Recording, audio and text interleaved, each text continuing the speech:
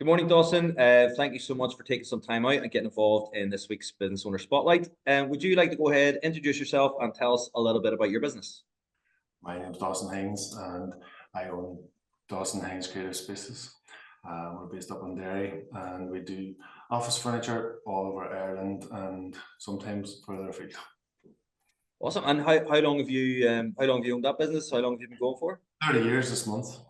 30 years. Just coming out of your apprenticeship then, just getting started. I nearly know something about it now. And tell me, how has the business journey been? Has it been everything you thought it would be? Sometimes a bit tumultuous would be a good word. Sometimes sometimes it was excellent, and sometimes it's very, very difficult. And other times it's just turn up and come to work, and everything just ticks along nicely. But now we've had a few. COVID wasn't good for us because we sell office furniture, and every office in the world was closed. So it wasn't a great time to be in the office furniture business. The credit crunch also pretty hectic for 5 or 6 years because all the offices were being built stopped, and all the do not disturb. Oops, sorry. Very grand. There's that's another few desks going out the door there for you. I didn't even think about that. Sorry. So that was a bit hectic as well. But both we managed. We actually had I always say we had a good credit crunch because we had a cash reserve, which at the end of it wasn't just as healthy as it was at the start. But I used to just go, me and all my mates who also had businesses, we used to just go swimming on Friday at 2 o'clock and then go for coffee. But then when we noticed it got busier when the coffee stopped and we dropped off, and then we got busy again. But it's just been like, when you're starting off. I was an electrician. I started off my interview and the process of me deciding to start an office furniture business was quite not just the normal one. I was working because it was an electrician. I was working in London. I was working in Manchester. I went to New York. And I actually got my green card, so I came back to London to get my green card, and came home, and I didn't want to go back to America because I just couldn't face it. It was a bit hectic over there as well. Young boys out drinking, and it was hectic, so I didn't want to go back. But this was my interview for starting my own business. My father said to me, "Do you want to go?" Well, and that was it. So from that, my father helped me start it up and showed me how to buy it. Like he says, you served your time as an electrician. Now you have to serve your time knowing how to sell and how to buy stuff, and I'll teach you. So we went to auctions, and we started off selling secondhand domestic furniture, and then by accident, it was a complete accident, we found out about office furniture. We bought some secondhand desks from a health board job, and they were sold, and like the next day they were sold, and then another couple of weeks later we got another couple of desks and they were sold quickly. Yes. So we literally filled the van with all the second-hand furniture, domestic furniture we had, and we took it to the dump, and we started buying office furniture deliberately, and we done second-hand for about 5 years, and then we tried to open accounts with people, and they were just laughing at us. They just wouldn't give us accounts. Yeah. And there was our competitor in town was blocking us with which is right, like with suppliers. But that kind of slowed the process down a wee bit. And then all of a sudden our turnover became quite good, and we were doing big jobs, and we were doing them with second-hand stuff. And then we got one account open, and then we got a really good supplier from Glasgow, tried our local competitor, and he wouldn't let them in, and then he gave it to us. And our turnover just went straight up. And so I mean, you've described a journey of probably seat of your pants, but taking action, doing the do and making things happen. But what would you put, like, what's the one thing you would put that success down to? I think I enjoyed it. Okay. I enjoyed the buzz of buying and selling. Yeah. I enjoyed the crack and the carry on, and it was because it was all like all the guys at the auctions just had good fun, and I was working with my father, it was good fun, and I enjoyed the process, the better carry on interaction with the customers. Yeah.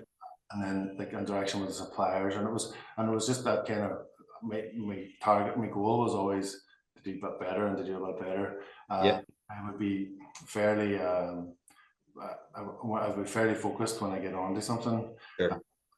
That there's not many things that I've stuck at over the years, but being focused on work has been one of them. I actually do enjoy it most of the time, but that Yeah, well, yes, they all have their moments, don't they? caveat as sometimes I don't like it so much, but and the journey has been fantastic. But so sorry, I lost my train of No, thought. like, I mean, well, what I heard from that was focus. You know, I mean, if we had to distill that down, it's having fun and being focused. I mean, and there's two things that, like, why would you not want to have that in your business journey? Focus and having fun. Well, it's been fun and it's been a good journey, and like some of the things that have happened over the years, like when you've suffered, when at the start I had very much suffered from imposter syndrome. Oh I yeah. was like, oh, today's the day they find out that you don't know what you're talking about. Today's the day they find out that they know you're. And the last real big one I had, I was in a meeting, and I'm not saying their name, but a big Sure. finance company in Dublin, and like there was three buildings of staff, and I was in an office meeting the CEO, the CFO, and all these other directors, the head of this and the head of that, and the head man turned around and says, "Dawson, what do you think?" And I was like. He says, "Oh, you're the expert. Tell us what you like." And I gave them my opinion, and they were like, "Yeah, that's good. That's what we'll do." And when I left that meeting, I had a phone someone. I go, "Where do you hear this?"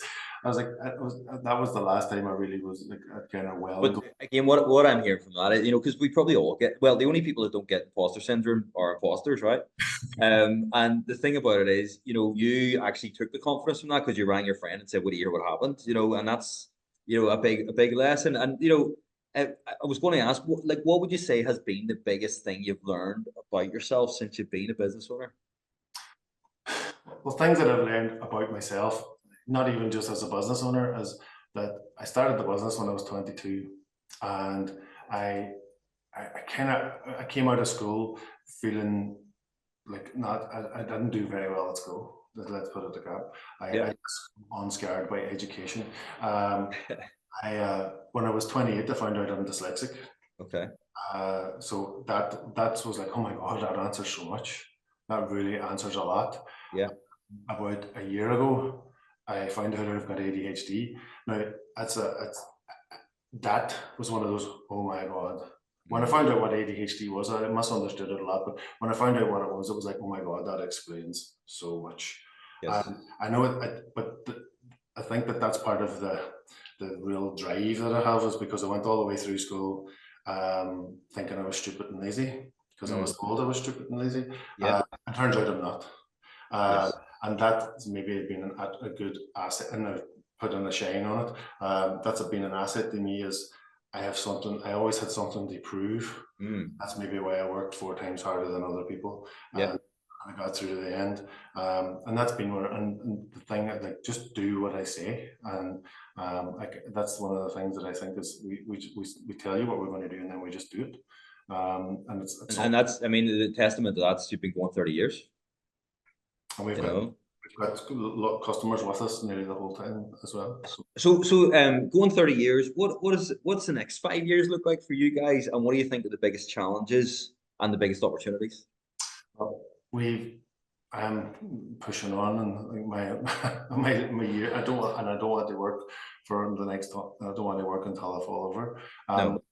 we've recently, just to kind of straighten the line out with stuff, was because we were talking earlier about the ups and downs of the business processes and everything about it. So we've put together in the last 8 weeks. We've changed accountants. Hmm. We've got we're talking to people like yourself, and we're talking to people who can help the people through Yeah. and we've put this, it's very catchy, 2030. So we're working as this 20, we're calling it the 2030. So it's 6 years time. Yeah.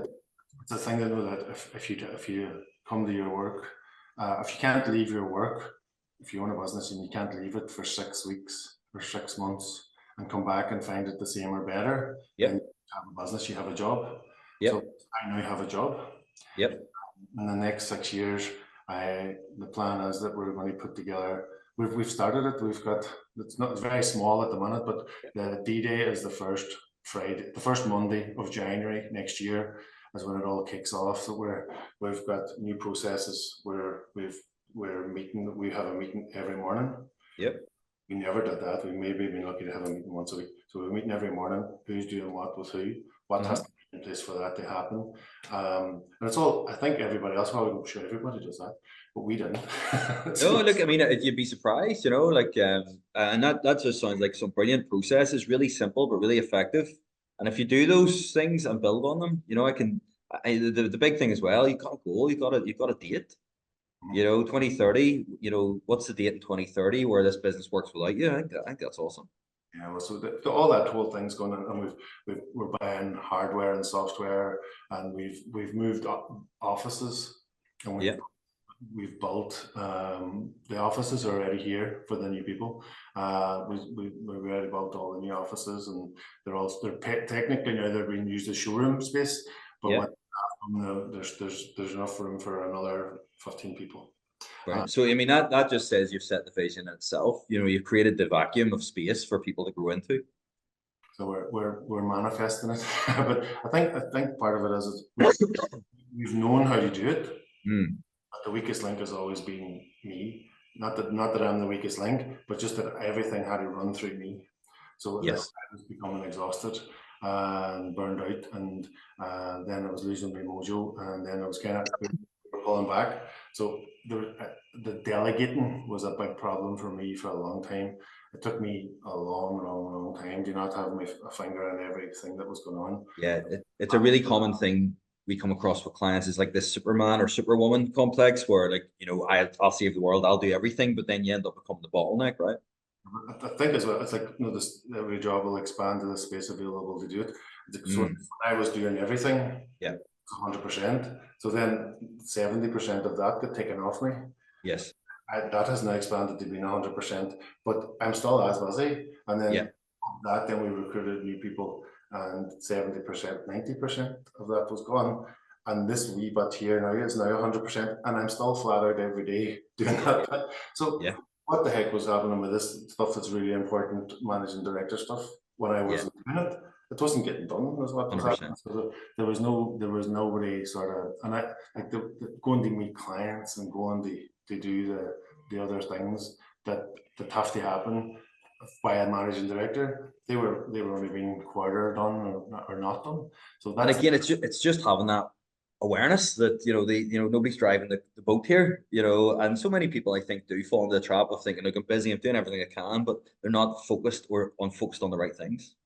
I think a lot of I wouldn't have been one of those people, but I know that we've had people in the business as long as they're typing and, you know, moving pieces of paper around in their desk, they're busy. Where I don't operate like that. It's and because of just how my head is. If I'm sitting at my desk, a guy told me this about 10 years ago. If I'm sitting at my desk and I'm looking at my computer and I'm not being productive, he says just go do something else. And if you're tired or you're burnt or you're feeling a wee bit tired, just take a half day, go home and lie on the sofa and sleep, Change or your watch a state, video. Or watch a video, sure, watch a DVD, or watch even that, watch a film. But just go and do something else, and then come back the next day rested, and you'll catch up. You'll more than catch up in a couple of hours that you missed out the day before. And I do that, and I had stopped it for a while, but I would imagine if you're looking for me after 2 o'clock this afternoon, you'll be in bother. So I'm not here. Again, that's, you know, you can't train harder than you recover. You know, and it's another big trap that people fall into. So look, exciting times ahead. I'm really excited to see how this journey pans out for you, and you know, just the start of it. But it's all mapped out. It's going to happen. So, last question then: if you could go back in time and speak to like an 18-year-old Dawson, what's the one piece of advice you would give? Don't sweat it. It's going to be okay. You're going to be fine. Yeah. And but I know if it wouldn't have mattered who told me it's going to be fine, I would have stressed me. I would have been stressed. But it definitely is. I'm 52 now, and I've had a few kickings over the years with anxiety and fear and, oh my God, what are we going to do? The credit crunch was the big one for me. It was Yeah. just overnight, 70% Yeah. of our business disappeared overnight. And our turnover went down 70%. And thankfully, we got staff. We had 10 staff, and 7 of them they all knew, and they all left. I didn't have to sack anybody. I didn't have to make anybody redundant. They just knew the crack, and they drifted off, and they went to different jobs, more secure jobs. Yeah. We then, after about a year, we were okay, and we just cruised through, and there was no big hectic. But and like there was other experiences where I was really sweating, and if I hadn't, it didn't matter if I was really stressed or not. The things just happened. So it's no that it's just an old saying. I'm sure you've heard it before. No, if you stress, you die, and if you don't stress, you still die. So why stress? Right? Yeah. But it's very difficult when you're in the middle of it. I think recently I've had a few experiences recently that's just been like the people passing away before their time and people getting ill with serious illnesses, and it's just been like, what am I doing? Like what? So Perspective. so it's a case of, I used to work because that was the only thing I loved, and now I work so that I can go and do other things that I love. So, Yeah. But another massive lesson that, again, it takes us all a long time to learn. So look, I love that. Just don't sweat it. It's all going to happen. You're going to be okay. Control the controllables and do your best. And back to what you said at the start, have some fun. Well, look, again, really appreciate you coming on and getting involved. I took a lot from that, Dawson. I can't wait to share it with everybody else. And again, thank you so much. thank you for having me.